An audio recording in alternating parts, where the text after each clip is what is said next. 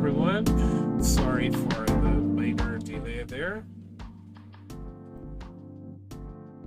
I am pretty much ready to jump in. And as you know, we're going to be doing patterns this month, really. That's the Inkscape challenge to do a pattern including design. This stream won't be too long this time around. I'm planning to keep it kind of simple in terms of design and in terms of time. I'm actually recovering from something too, so I really cannot do too much. So yeah, we'll see how this goes. For those who haven't been following me before, I do monthly streams covering the Inkscape challenge. I also do educational content concerning open source software design, etc. So yeah, you can make sure you follow me and don't miss any other streams or any other content that I put up. So without further ado, let me jump right in.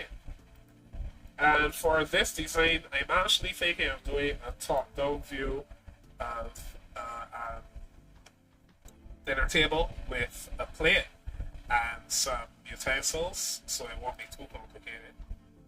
And we'll use a pattern on the background to basically give us that tablecloth look. So that's what I'm going to start with. So first I'm going to fill a stroke, and then I'm going to turn on patterns. And I'm not actually going to create one myself if I can find one in here that's good enough. So let me see what is available here. This actually looks nice.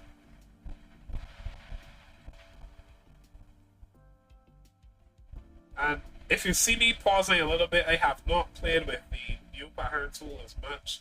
Although it is a lot more powerful, it's not something I use every day. So, you know, it's one of those things that I still have to get used to myself.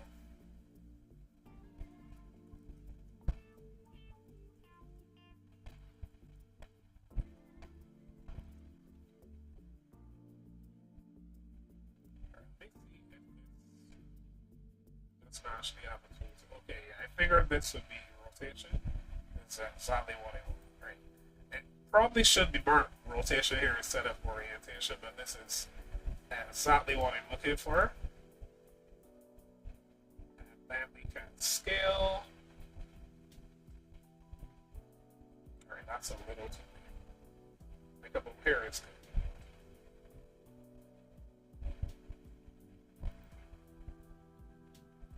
I think I'm going to leave the blend mode as is. The one thing is, working with patterns like this, I do wish that we could change like both of these colors directly. I know we can edit on canvas. Let me see if that will change anything when I do this.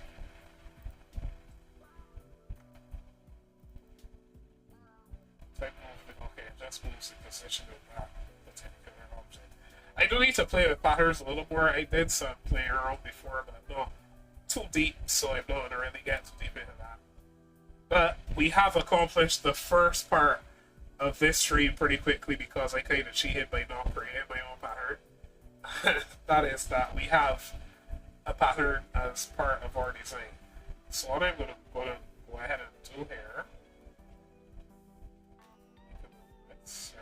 What I'm going to go ahead and do is create another rectangle and make this one red as well.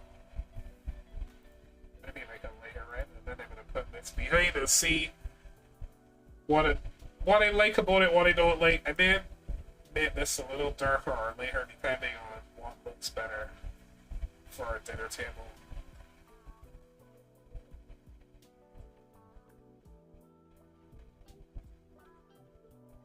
I think I'll go with this.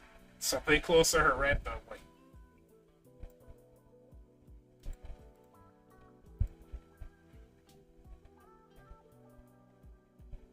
Now I'm going to add an ellipse or a circle, if you want to call it that. And let's make it evenly sized on both radii. And I could put this in the center, but just to make this interesting, I'm going to put it off to a side here. Make sure that it's centered vertically. And now I'm going to create, actually, instead of creating another one like that, let me just duplicate this. And make sure that both the width and the height are locked. And then resize down from here. Let's turn on stroke. Actually, I'm going to show you something. You can't actually see when I do this. Like, you can't actually see me click my mouse, obviously. But if you middle click on any of these colors in the palette, it will actually set the stroke. So I'm going to middle click on this one here. Let me choose one that's lighter right. That should work. And that sets the stroke without me having to come over here and fill in stroke panel and do anything. And then I'm going to blur it slightly.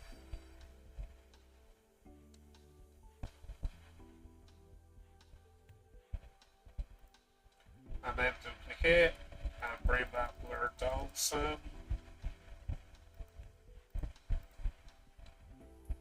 And I'm going to make it a lighter gray. Okay, not that light, like up here. Then duplicate again, bring that blur down some more, and make it even lighter. And the reason I'm doing this is so that we have a progression of color It's still all gray, but we want a progression of color from the outer edges inward. And actually, let me just zoom in a little bit and resize this slightly. Alright, it's not being as long as we turn it off. Alright, if we resize just enough so that it's touching the edges of the other ones. And I'm going to adjust the blur on this just a little bit. Alright, so we want it to have that natural look and not like a sharp line, because in real life the light falls on the curvature of the plate, so we don't want it to be too sharp. We need to blur this just a bit more. There we go. And what I'm going to do now is duplicate this one again, and actually we duplicate this a second time, give it a different color and resize inward. And then select the one I duplicated first. And we're going to the shape builder tool. And let me explain why I'm doing this. I want to give a kind of fall off shadow on the inner part of the plate, but outside of that rim that we just created. So in order to do that, I'm actually going to create a circle with a cutout inside of it, basically. Right. Let me just finish that. And then we're going to resize this a little bit.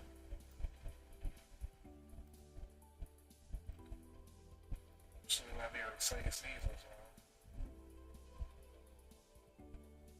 I forgot one small problem here before I go ahead and do that. The problem is, you may not have noticed this, but when you're resizing in the node tool, it doesn't really respect the dimensions. It will go either way, even if you hold shift. So I'm going to have to just basically make this exactly the size I want it to be before I go ahead and build that shape.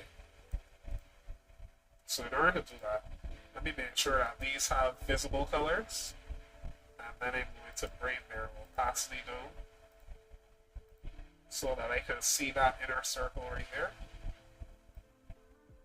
And then that's larger than the inner circle, and this one smaller than the outer circle, so that when I cut, the edges stay within the white part of this outer circle right here, and outside of this gray circle in the center. So just give me 1 second, let me adjust something here, and I'll be right back.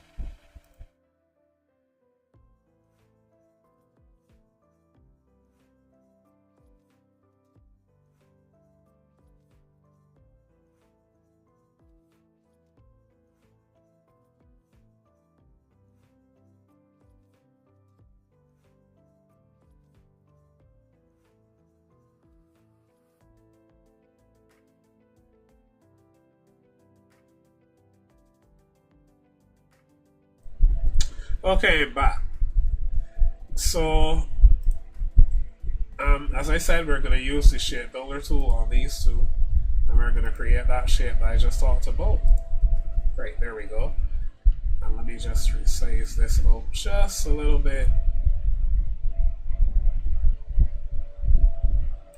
And then we're going to make this gray. Now we can keep this kind of a yellowish tint to it, but we still want it to be closer to gray. So let's bring it down this way on saturation.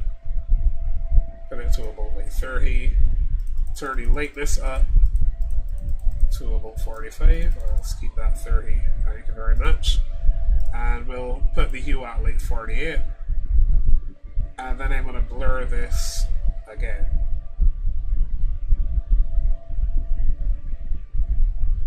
Well, I shouldn't say it again because we didn't blur it before, but point is I'm going to blur this one.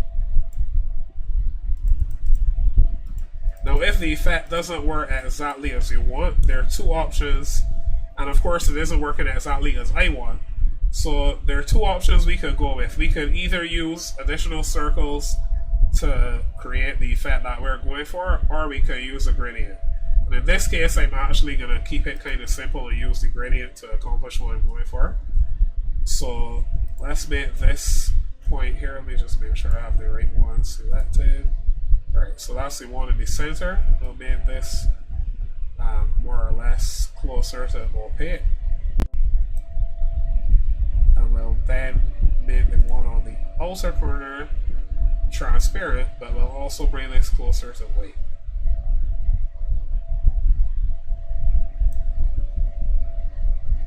And of course we can add a point in between here and adjust as needed.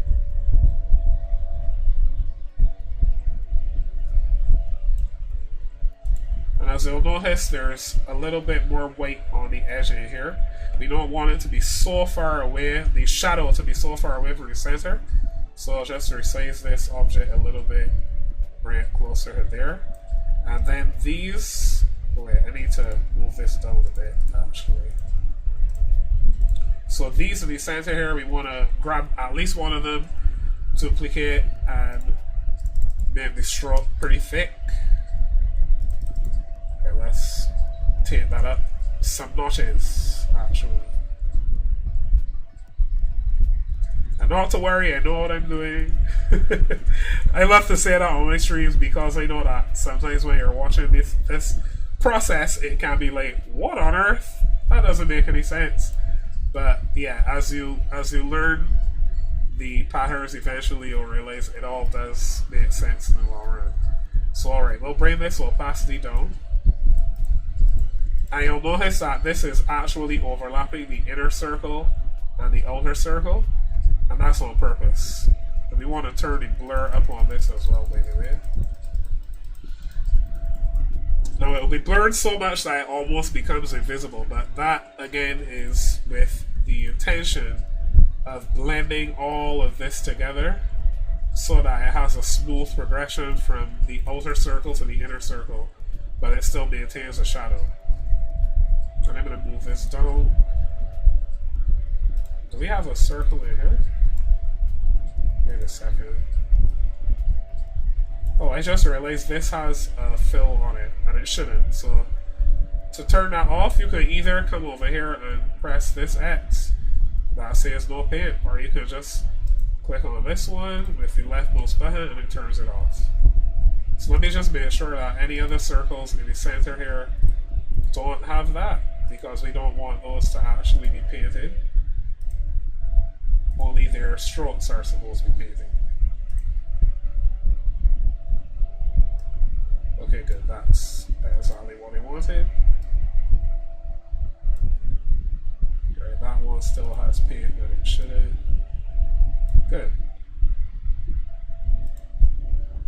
Alright, this one, I accidentally turned the fill off on this one, so I'm gonna have to do that again, basically. So let's get the node editor, and we will select now the yellow that we had before and just bring this back to the values that we wanted. Okay, let's make this 155. I mean, it doesn't have to be exact, it's just going for a relative approximation of what I had before.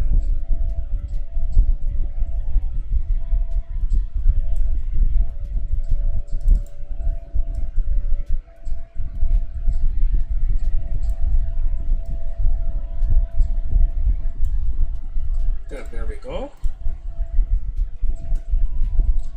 Now as you can see, this doesn't look completely three-dimensional yet, and there's a reason for that.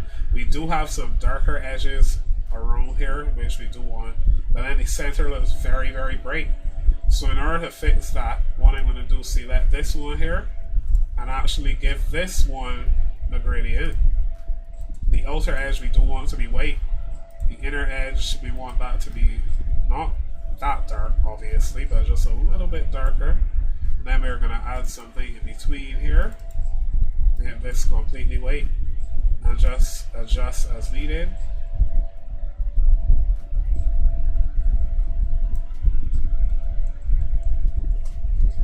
And this still, of course, doesn't look exactly as we want it to, even though it's looking a little closer. So what I'm actually going to do here is with these circles that give us these dark borders here, I'm going to give them a gradient on their strokes. Wait, did I select the right one? Okay, I see these are very, very light, so I'm gonna have to figure out which one I need to adjust.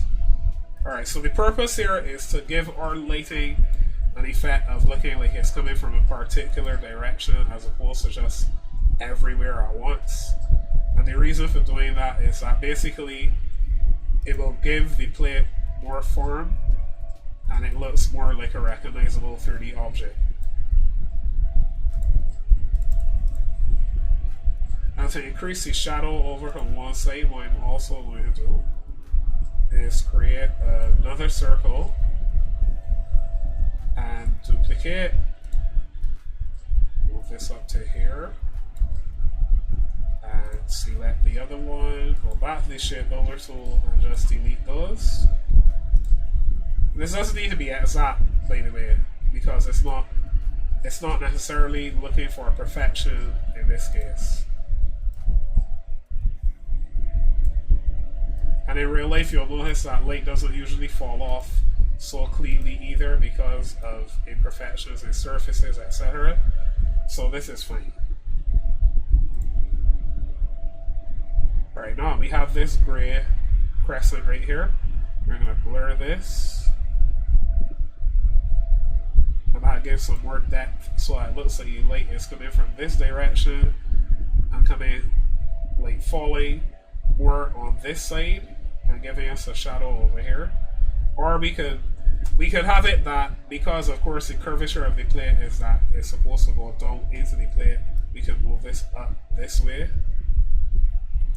And we can also duplicate and flip it and then rotate and then duplicate again. And the reason I'm doing this, if the light is coming from this side, it is actually going to create a bigger shadow over here when we look at it from the top, but you'll still have some shadow here as well. So that's the effect that we're going to go for.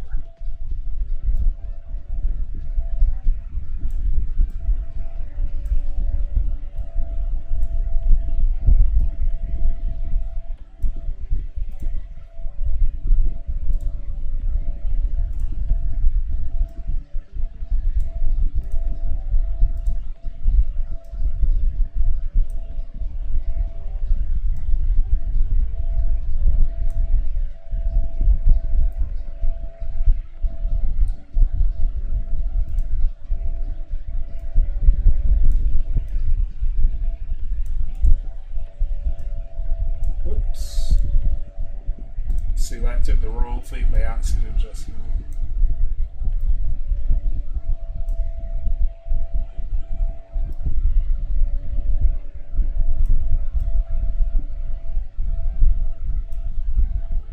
Now, as you'll see, sometimes you do need to really play around with your values here to get the exact look that you're going for, because now we can see these edges like overlapping.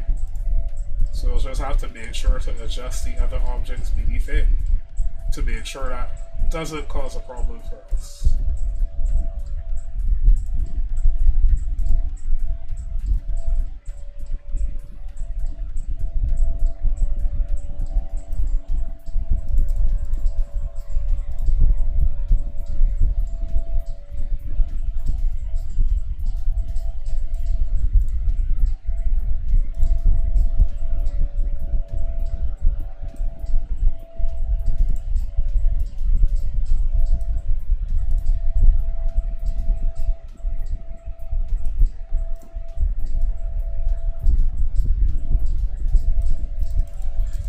So I could obsess over this quite a bit because I do want to fix some of the imperfections that I see, but in the interest of time, because I really don't want to spend all evening on this, let me just go ahead and use a very simple fix, which is to add a circle, make it white, and then just blur over the areas where we need to cover up some of those dark edges.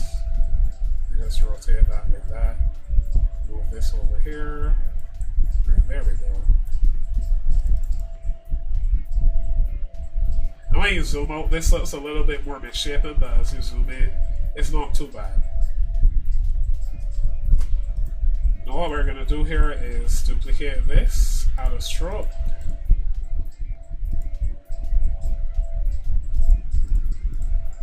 Let's see how thick that stroke is. Okay, about 5 should be good. And then we're going to make this opaque and darker. Not too dark. Is it translucent?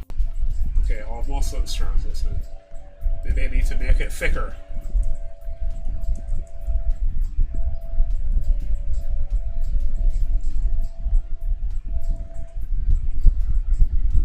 Alright, so let's give it some color.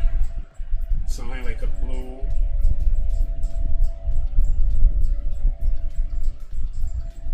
Yeah, there we go. And we're going to duplicate this. Resize slightly. And then blur just a little bit as well. And move it below the other one.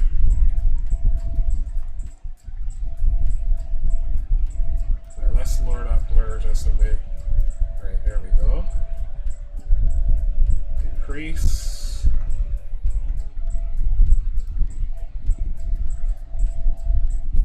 Now you'll notice that this goes outside the edge of the circle, but not to worry, there is a fix for that I'll show you in a minute. So I just want to get this blur right.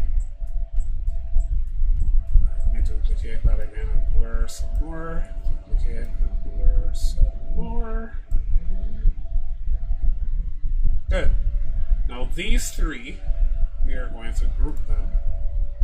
And the reason we're grouping them is because all of these three here are blurred to the point where they are literally outside the edges of the plate.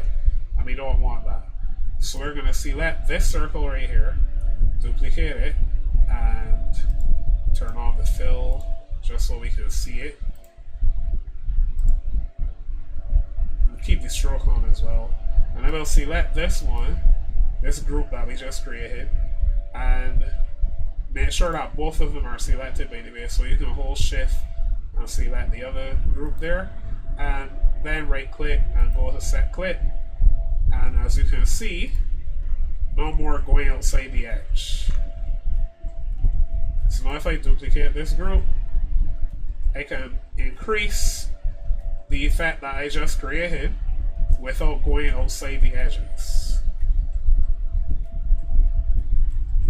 And I can even use something like one of these blend modes here to give it some more depth. So like multiply, or I could go for like hard light. Well, hard light is actually going to be kind of bright this time around, unfortunately.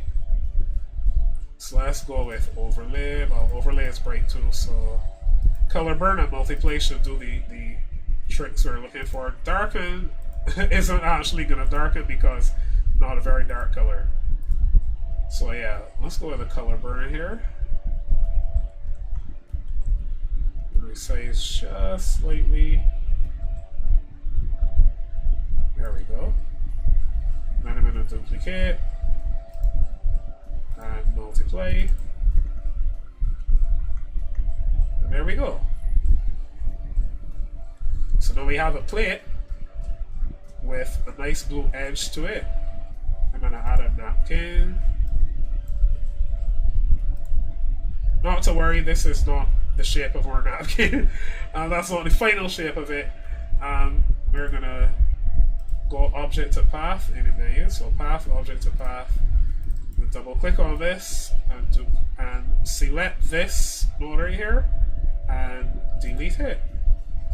And then we're going to select these two nodes and go to make selected nodes corner, and that creates the shape of our napkin.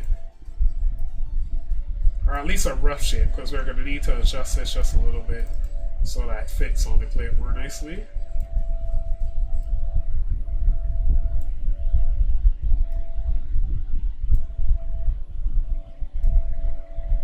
Now there are a number of different ways I could do this. I don't want to be too fancy, because that's not really the point here. Let me delete that and just drag this around a little bit to give it some shape. With Inkscape, if you want to adjust the curvature of any line between two nodes, you can just click on the stroke or just outside of it. Well, I wasn't close enough there just now. Just barely, it's like barely inside. So you can barely see it's inside, but yeah. So you can adjust it from there. That allows you to basically change the curvature of that line between two nodes. Alright, so we have that one, and I'm going to duplicate this, resize. Before I resize, let me turn off resizing of strokes. Just resize this a little bit like that. And then I'm going to adjust this over here, and this one over here. And I just curve this out a little bit like that. In a little bit like this. Okay, wait, I need to move it up further over here. And then there we go.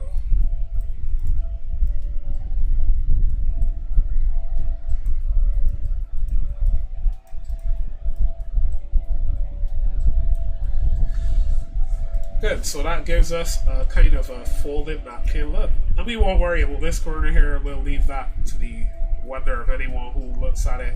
Why does it have that piece sticking out? That's just for fun. So what we're going to do with these strokes now, bring this to red and make it like a darker color like that. And now let's bring these strokes down to something like 2.376. That's good. And then we'll do the same thing over here, 2.376. And give this also a kind of a reddish colored stroke.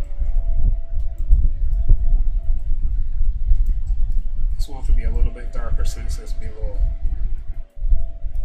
And then for the napkins themselves, we want them to have a darker red. So let's just adjust that to be like this. And this one even darker.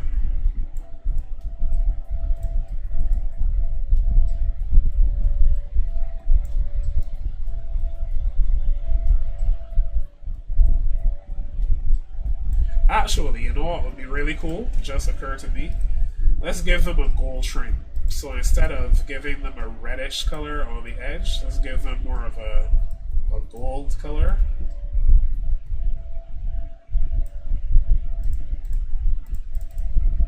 This is not perfect gold, it's a facsimile of gold. That's what I did it for.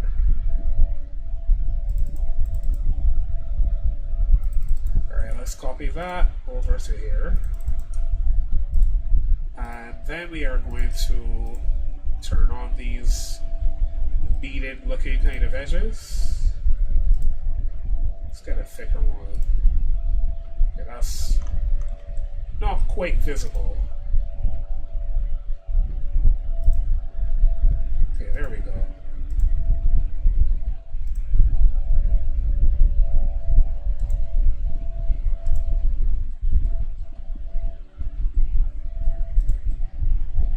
Okay, and then let's make this darker. Right there. Let's make this a little more red. Alright, good. Now we're going to duplicate this, turn off the stroke, and resize in like this. Make it lighter.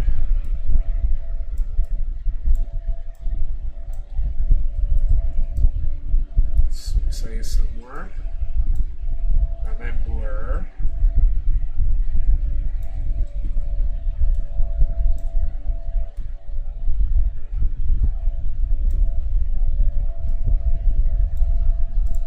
Actually, let's use a gradient for this and adjust the position of the gradient so that the light falls on it just like if it was coming from over here. Right, there we go. It's a very subtle effect, but it still looks pretty nice. It adds to the realism of our napkin being folded. And then we're going to do the same thing with this one. However, because this is at the bottom, we want this one to be darker in here and brighter over here. So first of all, let me give this a gradient as well. And then adjust it.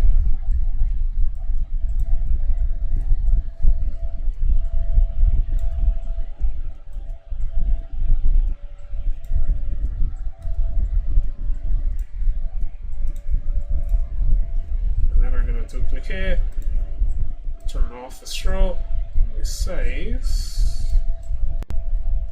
and let's just go ahead and give this like a really dark looking red. Okay, that's not dark enough, let's adjust. Alright, there we go. Blur.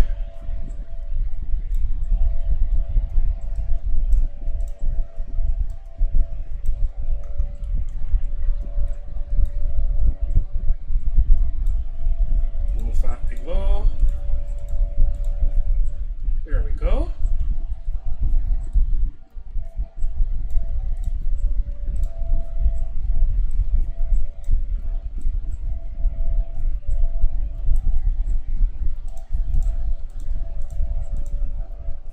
Good.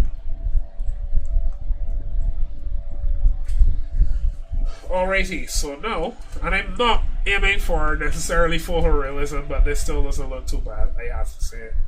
Alright, so we're going to add a shadow beneath the plate itself. Of course, we're going to keep this black and move this up here just a bit. Blur. Move it down, move it down, move it down, move it down, move it down, move it down, move it down. Alright, all the way down.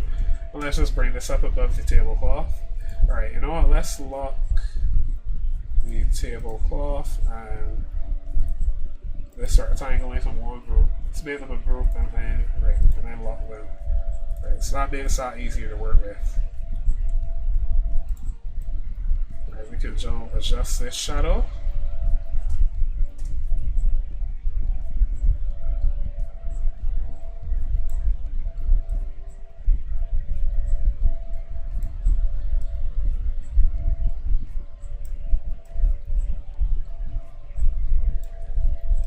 We're just going to duplicate that shadow and stretch it out a bit, because as you will notice in real life, shadows don't just fall in one position, they fall in multiple positions, so we want to have that basically emulated in our design. Okay, that's a bit too blurry. Gonna have to rely on our trusty gradient to give us the effect that we want.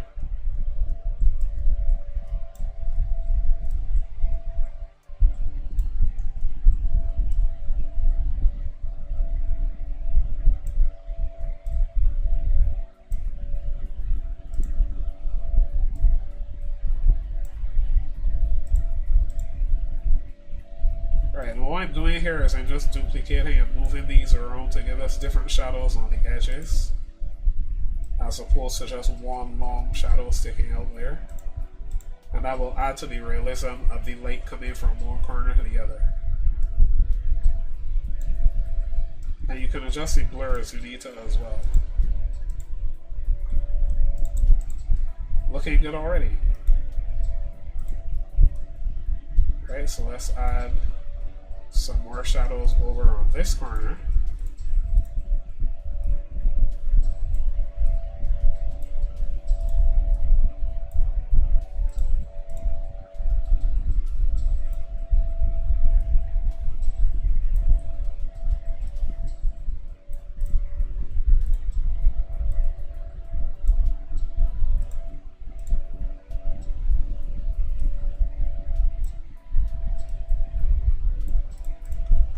That's looking good.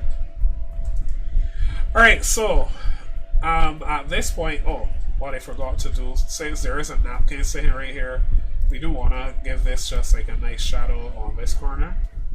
So I'm going to skew this just a bit and rotate. That's good right there. And now let's just blur. And I'm going to move this down and up 1. Convert somewhere and duplicate, click down again, move it up 1,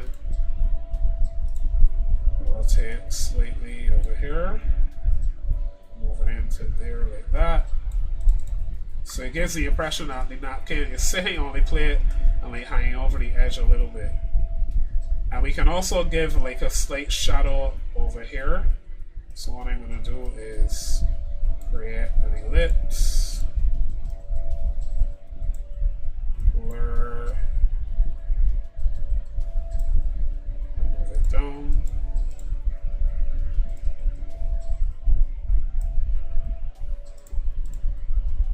Right, there we go. I'm going to use my keyboard to adjust this because I don't want to select the wrong thing accidentally. But what I do need to do, seeing as we have all this going on over here, is select the napkin objects and group them so that they're easier to work with. There we go. So now if I hide, okay, that's the top of it actually. Is this a shadow? Yes, it is.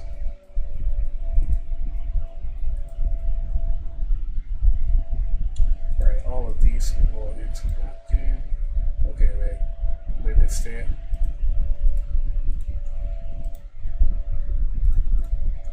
Alright, group those. Napkin bottom. Let's make this napkin top.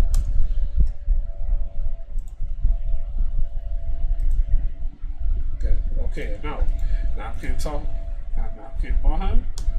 Group those into napkin. Good. Now we can hide that and show it whenever we need to. And let's make sure that this goes into napkin as well. But I'm going to put it at the bottom where it needs to be. And all of these here, I believe, make up the plate. Yep, all those are plates. That's the shadow. Alright, so from here to there.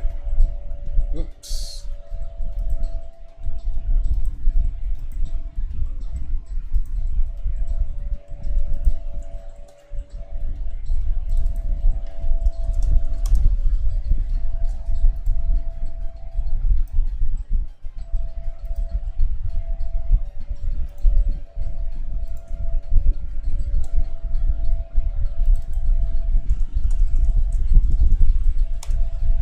Good, everything's a lot more organized. So now we can hide the plate shadows, we can hide the napkin, we can, okay, these are outer rings of the plate, so those need to go into the plate as well.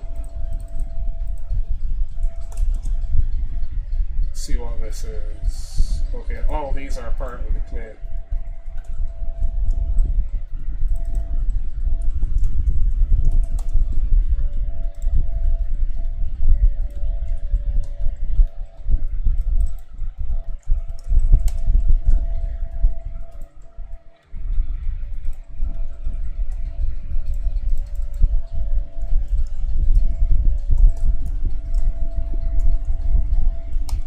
Now these napkin undershadows, as they call them, do need to be in a separate group because they go underneath the plate and the napkin, so they cannot be in napkin. If not, their Z index would be totally thrown off, so they have to stay where they are. So now we have all of this in place. Let me just go ahead and create probably the easiest part of this whole thing, which is a couple spools or so, and maybe like a knife. I don't think I'm going to do a fork because that's actually more complicated than it sounds. So I'm just going to do some very simple spoons. And then I'm going to do a knife and we're going to close up the stream from there.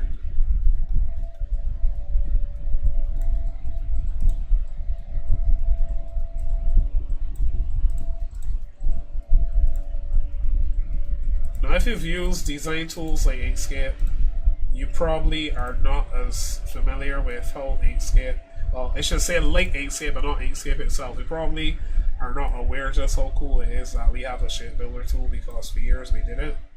So for anyone who, like myself, has been using Inkscape as your primary tool before the shape builder days, you know, this is like groundbreaking stuff. It's really exciting. Yeah, look at how quick and easy that was. Back in the day, we couldn't do that.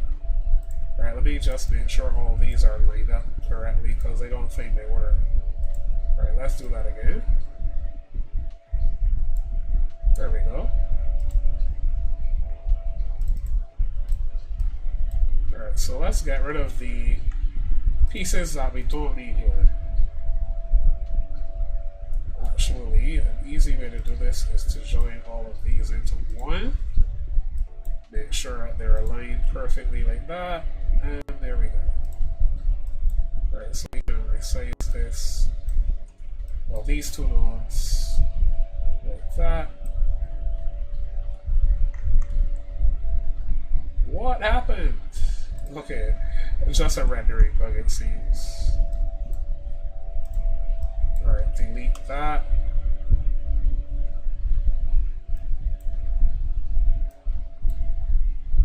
Let's put these to auto smooth. Okay, maybe not. Something is still rendering incorrectly here, and I can't figure out why. Let me see what happens if I delete the. Oh, that's ugly. Yeah, something is rendering poorly. I don't know if it's a bug or something, but anyway, we'll work with it.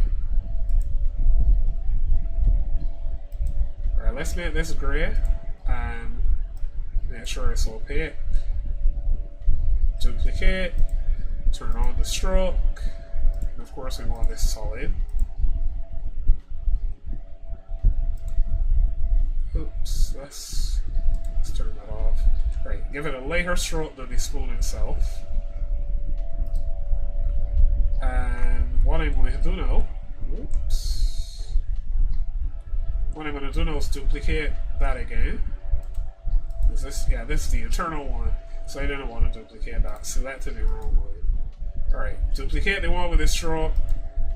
Turn the stroke up significantly, like 50, maybe even 25. And then blur.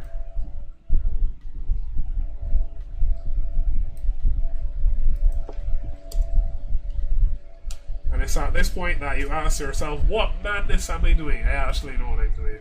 But yeah. Oops, I turned off fill when I didn't need to. Okay, so we want a really bright gray for this one. And then we're going to move it down.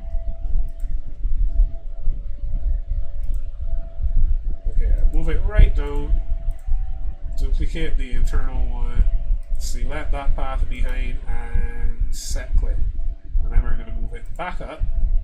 Now you can see it's overlaying the spoon like that. And now we can use blend modes, like overlay. Well, overlay is not doing what I wanted to do actually. So let's just try these here. Soft light. Soft light looks good.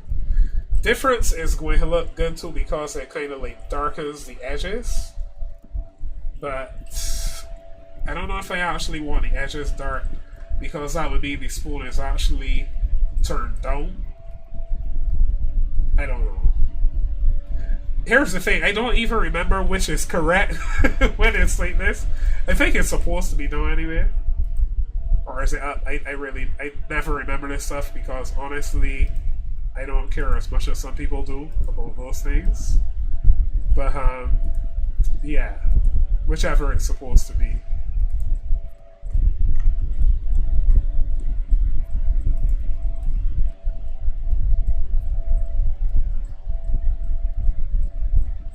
Alright, let's not use 3. I think I actually like difference because of the darker edge. So I'm gonna go with that. And we can actually adjust this to give us better effects as well.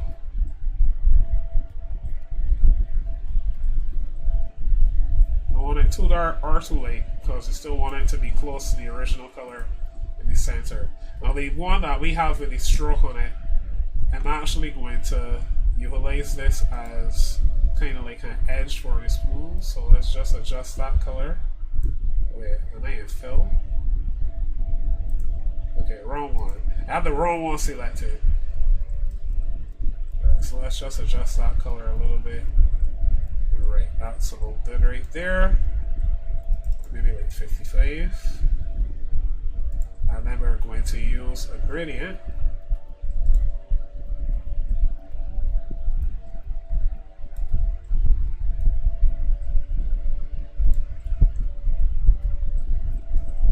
Now we can do one of two things here. We can give it a sheen along the edges, and for that we would want to make the stroke like really, really thin. So I'm going to demonstrate that. We could have this where you have like that sheen around the edges. Never mind that Inkscape is rendering kind of poorly when I zoom in for some reason. Definitely a bug. So you can have that, and you can make it like as bright as you want. Maybe even blur it slightly. Well, that's not slight. That was too far.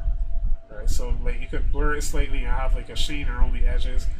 Or what we could do is have it be the fall off of the light, but still keep a slight sheen.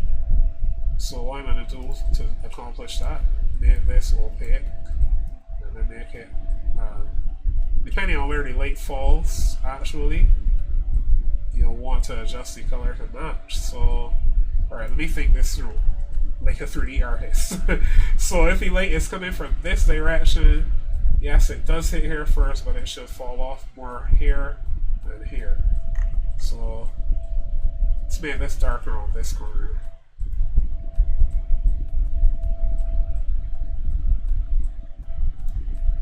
But that also means I'm going to need to adjust the position of my gradient so that it covers this side more. Right, there we go. And now let's duplicate and blur. Do that again. And again.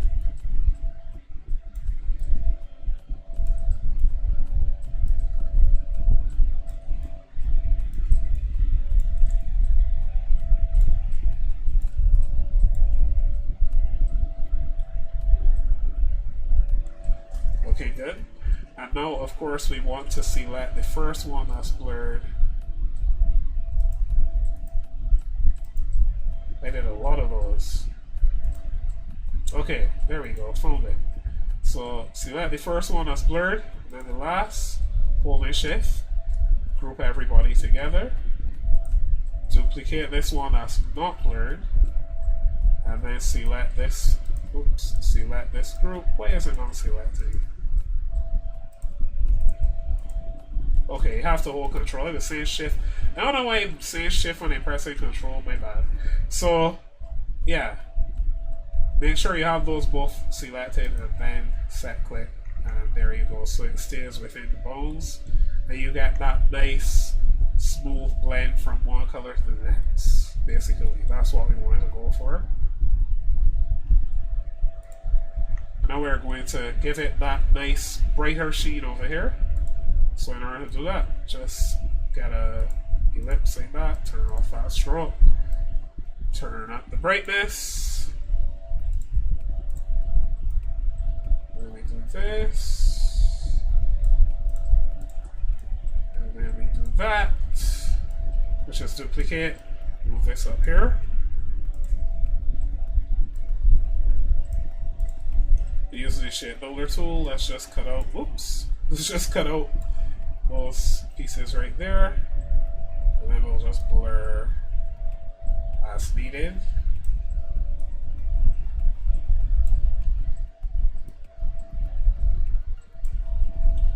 And if you want, you could use a gradient as well to make this, you know, a little smoother.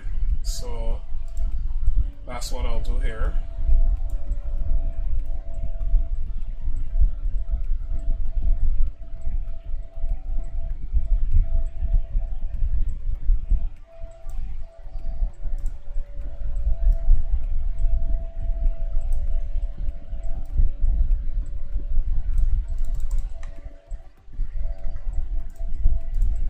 need to adjust the opacity on this one.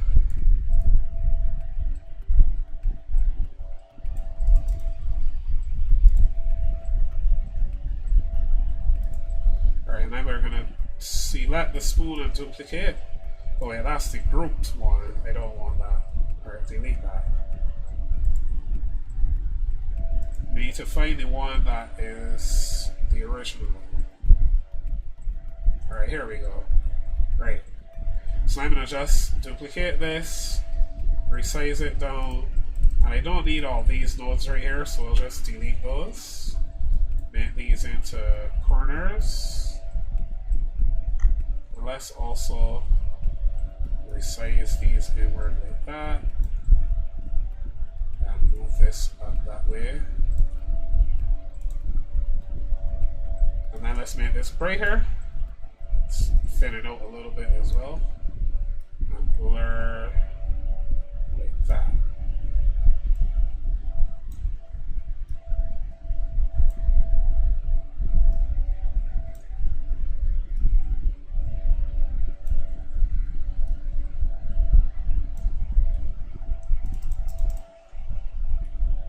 Last spoon is not exactly perfect, but because I don't have time to really play around with this too much, this is what you get, unfortunately. I'm a perfectionist, and really and truly I would love to see this look a lot better than this, but right now I don't really want to obsess over it, so it'll have to do. But to make it a little brighter white, then I've grouped it, duplicated it, and now I'm going to use the screen effect to, well, blend mode I should say, to lighten it. Because I don't want the spoon that dark.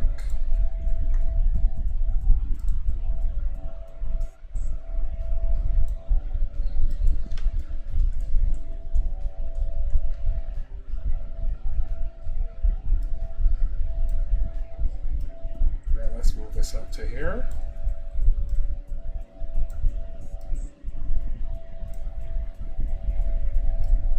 I'm using a bit of mad scientist designing right now to get this done, but it'll work. One of the strategies that I really believe in is just tricking the eye, because it doesn't pick up too much detail once they're at lower resolutions, and so it doesn't really care. And your brain takes shortcuts anyway, so that's what I'm aiming for here. Alright, let's also resize this spoon down a bit.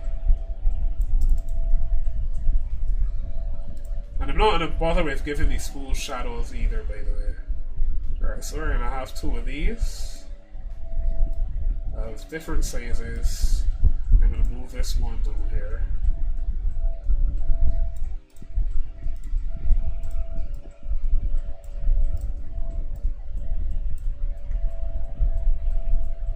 Also made this one a little shorter. Let me put it like about here. Yeah, there we go. And very quickly I'm going to create a knife, but I'm not going to make it too fancy because basically I think we've done more than enough of this scene. The plate looks good, the napkins look good. The spools look kind of finicky, but they'll live. Alright, so for our knife, I'm not going to make this, as I said, I'm not going to make this fancy, so it's going to be a very simple blade, a very simple handle. Nobody would want to cut their meat with this, I can tell you that.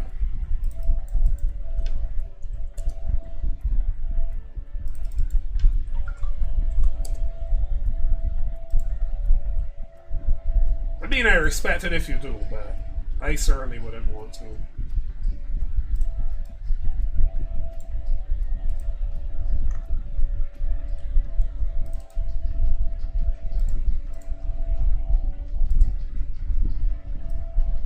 Why did this go transparent? Oh, it's at the bottom of the pit. How did it get all the way down there? Anyway.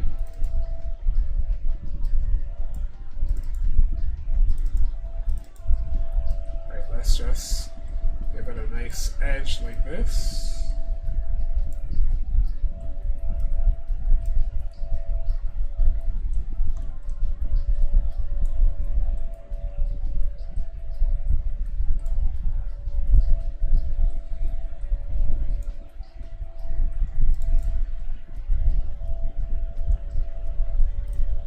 Okay, now let's give this a gradient.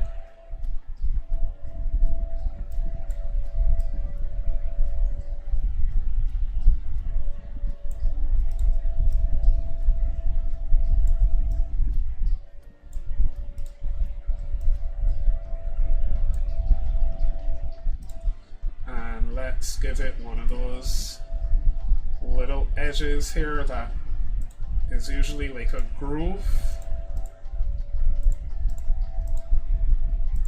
So we just need a darker rectangle on this end right here. Blur it slightly, duplicate, turn off the blur, darken again. Let's make that a little more transparent. And move it down. And this can blur a little less. Duplicate, turn on the stroke, turn off the fill.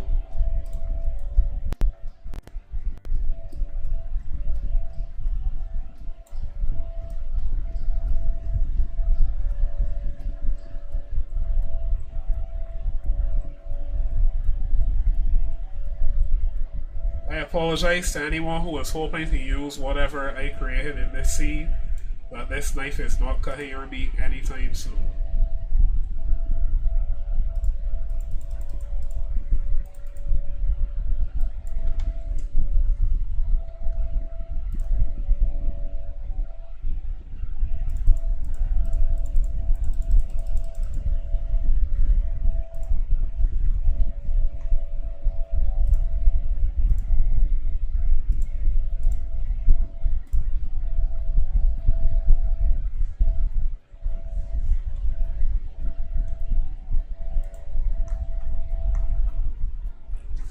This is not something I do very often, but I'm going to rotate the canvas this time, just so I can work with this in a bit more of a natural way.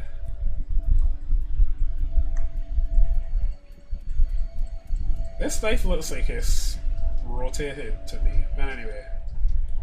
May just be the pattern messing with my vision, I think. Could be wrong. Oh wait, this still isn't at the top. There we go. Alright, so I'm going to give this some screws.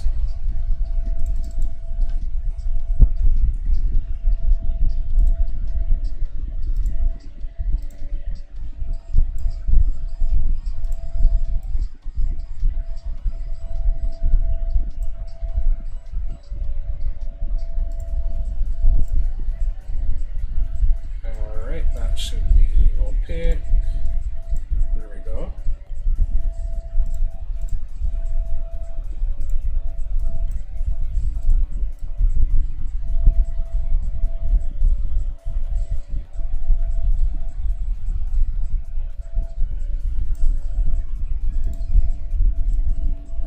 And let's add this central piece right here.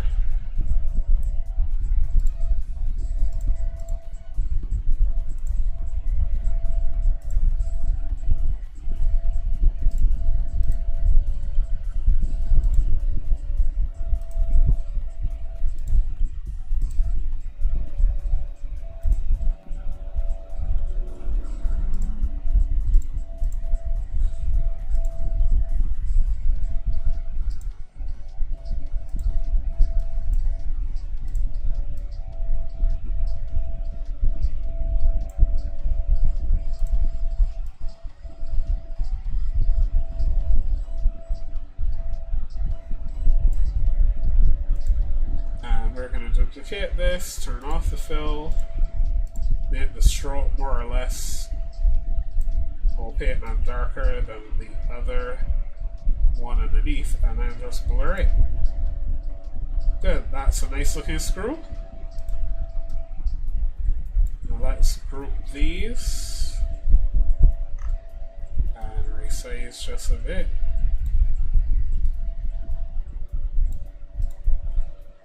Oops, I forgot one thing.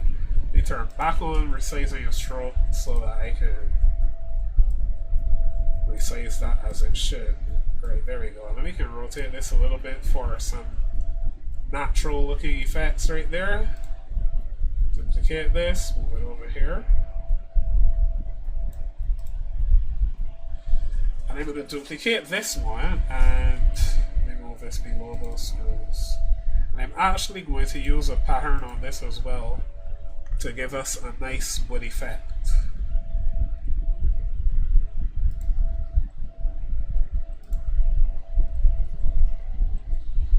I think I like this one.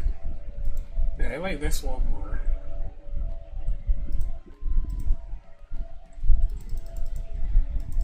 Okay, let's just stick with the original tool.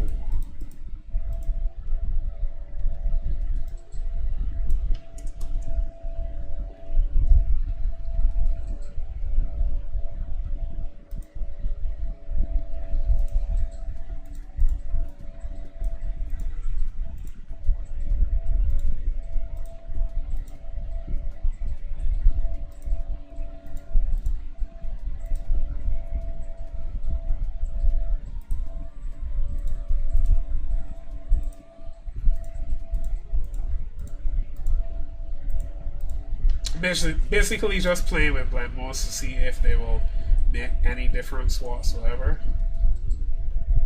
Okay, soft light does actually make a bit of a difference. Not much, but it is subtle and I like it.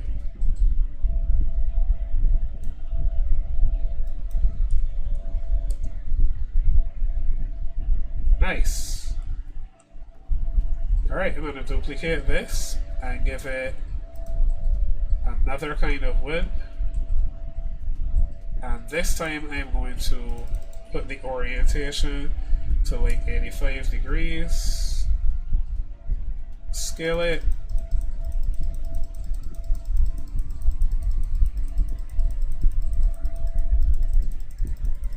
seems like I need to scale it quite a bit.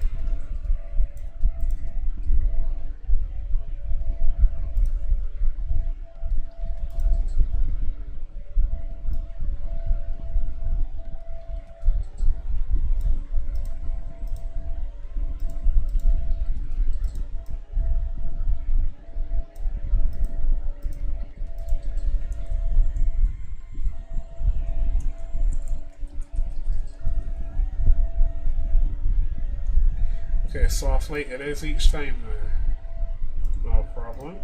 Alright, let's give this a different color.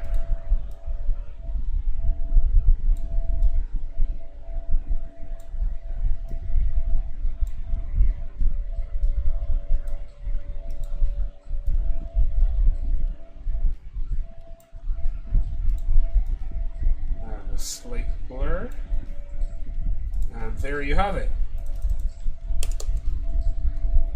So there is our table. I could have made this knife look a whole lot better on the blade, but time and other factors are not on my side. Like, it takes a lot of thinking to get metal just right. And although I am pretty good with shading, I am really not nailing this one. No pun intended, because I mean there's screws there, but yeah. I'm not nailing the shading on the metals tonight. Maybe just a little bit of braille fog. But yeah, at least I did get the shading on the plate really good, and the shadows look really epic to me. So I like that. And maybe can work with this without these utensils. So actually, let me group those all together. And I am going to turn them off, because I like this as is. And I'm going to keep it like this, and just give it a nice label.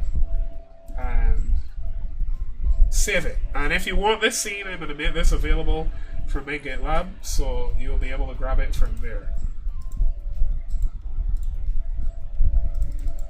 Link will be in the description after the stream, because I'm not putting it in right away, but I will put it in the description for YouTube. And I'm not sure if Twitch will be able to get that, but obviously my YouTube channel will be on the screen so that you will be able to find me. So yeah, make sure to grab it from the description. Alright, so we're going to call this label.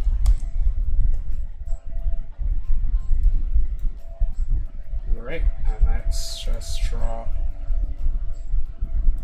this right here.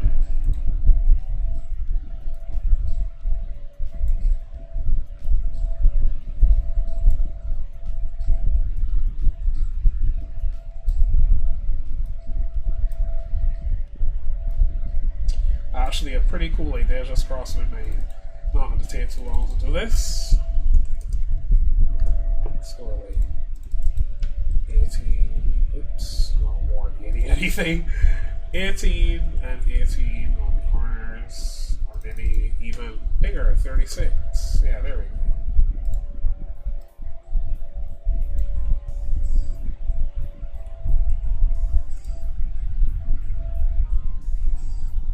Actually, let's duplicate you. Object to path. And let's join those corners up. Perfect. Make that into a corner. Let's just resize a little bit.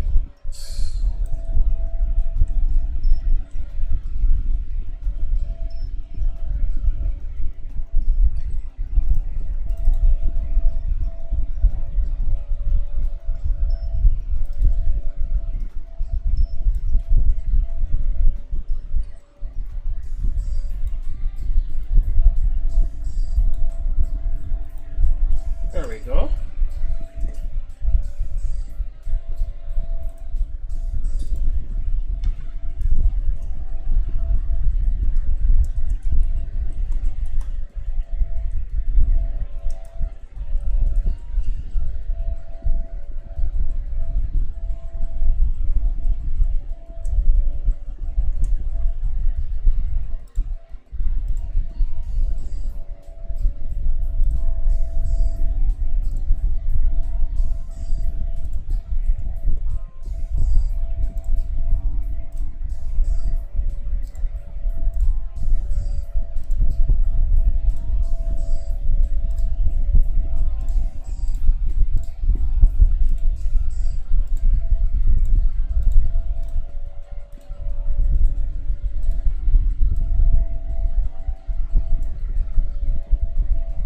I'm going to choose a different font for this.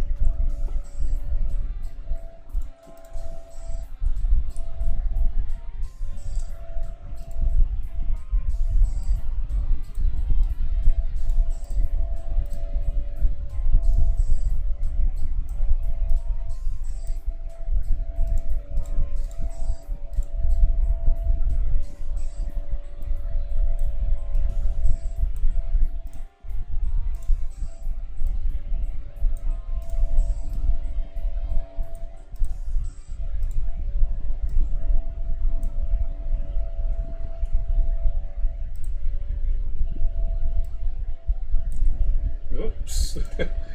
Okay, let's group these, and then we can do this resizing. There we go.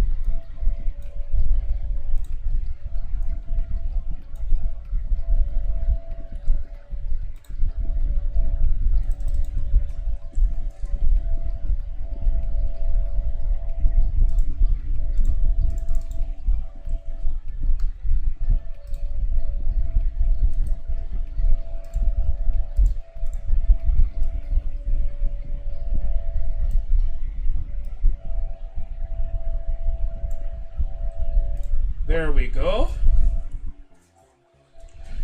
Alrighty, so that's that for now. Of course, I can always drop my logo in there. But yeah, that's it for now. Hope you enjoyed the stream. Remember to check out the description after the stream is completed. In fact, we made this easier for all of you because I want you to be able to grab this when it's all said and done. So let me go ahead and drop that in right now.